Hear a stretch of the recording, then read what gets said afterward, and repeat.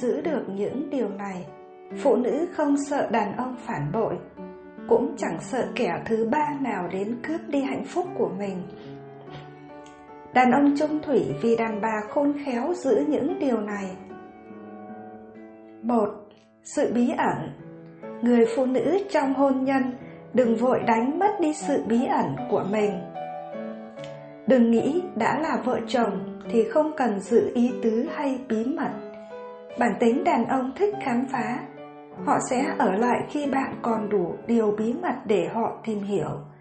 Còn khi bạn đã không còn gì mới mẻ, việc họ chán ngán cũng là chuyện sớm muộn.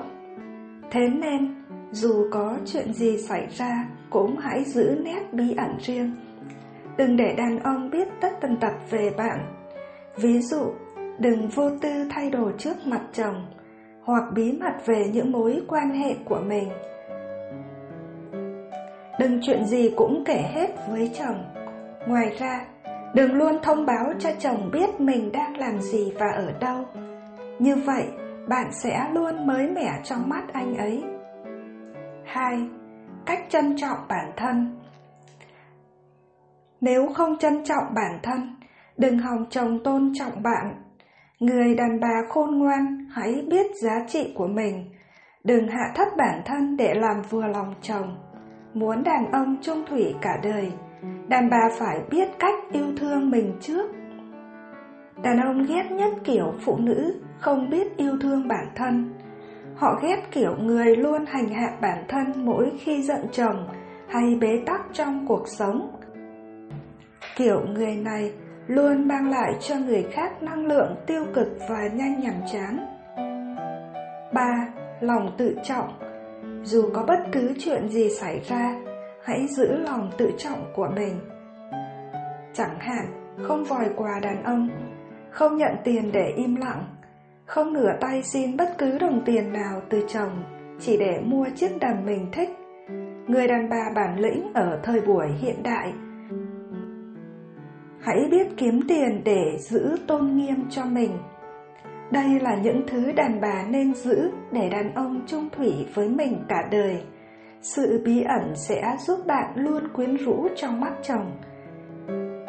Việc yêu thương bản thân sẽ giúp bạn ngày càng xinh đẹp, còn lòng tự trọng sẽ giúp bạn có được chỗ đứng vững chắc trong cuộc hôn nhân của mình. Đây là 3 thứ phụ nữ phải giữ cho bằng được để đàn ông chung thủy cả đời. Kẻ thứ ba muốn chen vào cũng không được. Câu chuyện về tình nghĩa vợ chồng. Trên đường về nhà, đi qua đường Đê La Thành, đến đoạn dốc Phụ Sản Hà Nội thì có thấy một đôi đèo nhau từ dưới dốc đi lên. Đi song song cạnh xe mình, đáng lẽ mình cũng chẳng để ý đến họ, nhưng bỗng nghe thấy tiếng khóc thút thít của chị gái ngồi sau. Mình tò mò liếc sang nhìn, đoán họ là một cặp vợ chồng. Anh chồng nhìn mặt rất dữ tướng, xăm kín cả hai tay, mặc bộ quần áo thể thao. Đằng sau là chị vợ mặc quần áo phông với quần ngố, bụng bầu tầm 4 hoặc 5 tháng. Chị vợ cứ mỗi lúc lại khóc to hơn, cứ ngồi sau cầm giấy ăn lau nước mắt. Bỗng anh chồng quay lại nhìn chị ý và quát to: "Mày có nín đi không? Khóc cái gì mà khóc? Làm sao mà phải khóc?" Tiếng quát làm mình giật mình. Bao người đi đường cũng ngoái lại nhìn cặp vợ chồng này. Chị vợ thút thít nói: "Lại là con gái, bố anh sẽ càng ghét em thêm cho mà xem." Anh chồng càng được đà chửi: "Con gái thì làm sao? Cứ có con là quý rồi, trai gái không quan trọng. Mày cứ để tao nói với ông già. Trước siêu âm nhầm thôi chứ có gì đâu mà phải sợ đến mức khóc. Mày có nín đi không?" Chẳng hiểu sao mình nghe anh chồng này chửi mà mình thấy mừng cho chị kia, chứ không phải thấy tội. Nhưng chị vợ có vẻ vẫn buồn. Bố bảo nếu lần này là con gái thì như nào? Anh cũng biết rồi đấy, bố mẹ đã không ưa em sẵn rồi. Anh chồng có vẻ điên tiết hơn, nói to hơn: Thế mày ở với tao hay ở với bố mẹ tao mà mày phải sợ? 3 đứa con gái thì làm sao? Con nào chẳng là con. Trai hay gái thì tao với mày nuôi chứ ông ý nuôi à? Ông ý thích con trai thì tao với mày đẻ cho đến khi nào ra con trai thì thôi. Đít nhôm với chả đít sắt. Mày không nín rồi ảnh hưởng đến con thì đừng trách tao.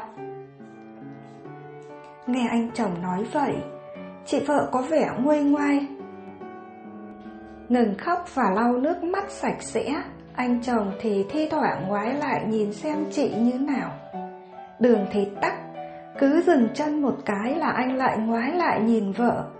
Có lúc còn khẽ bảo: Đội cái mũ thấp xuống thì mới che được mặt, khẩu trang thì không chịu đeo, bảo sao mặt có tàn nhang rồi suốt ngày nhèo nhẹo xin tiền chữa tàn nhang. Lau sạch nước mắt đi. Lát ông ý có chửi thì cứ kệ, đừng có để bụng biết chưa.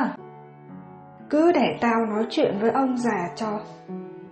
Chị vợ im lặng, kéo mũ bảo hiểm thấp xuống để che mặt theo lời chồng bảo. Tay khẽ ôm eo chồng. Người đâu mà nhìn dữ tướng, có vẻ cọc cằn thô lỗ, vậy mà lại có một trái tim ấm nồng.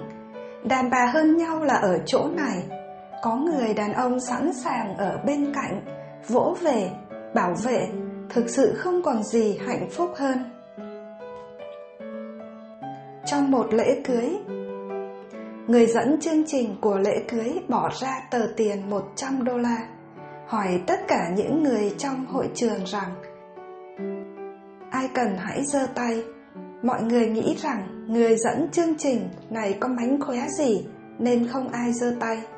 Người dẫn chương trình nói: Tôi nói thật, nếu ai muốn xin hãy giơ tay. Cuối cùng cũng có người giơ tay. Sau đó càng ngày càng có nhiều người giơ tay. Người dẫn chương trình nhìn mọi người, sau đó đổi tờ $100 thành tờ tiền cũ.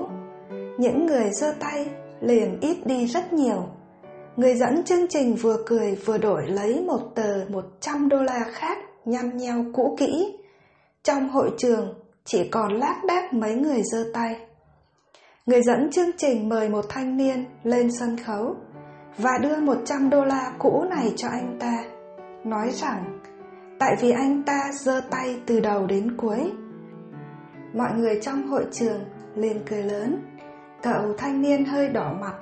Người dẫn chương trình lấy ra một tờ $100, nói với cậu thanh niên: Tôi đổi cho cậu tờ mới này, lấy tờ cũ được không?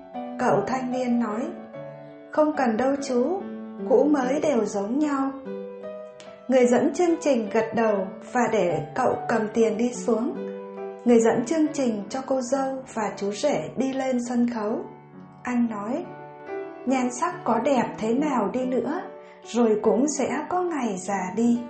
Một cuộc tình lãng mạn thế nào đi nữa, rồi cũng thuận theo cuộc sống mà thay đổi. Giống như tờ tiền tôi cầm trên tay, cũng theo thời gian mà trở nên cũ kỹ, nhăn nheo.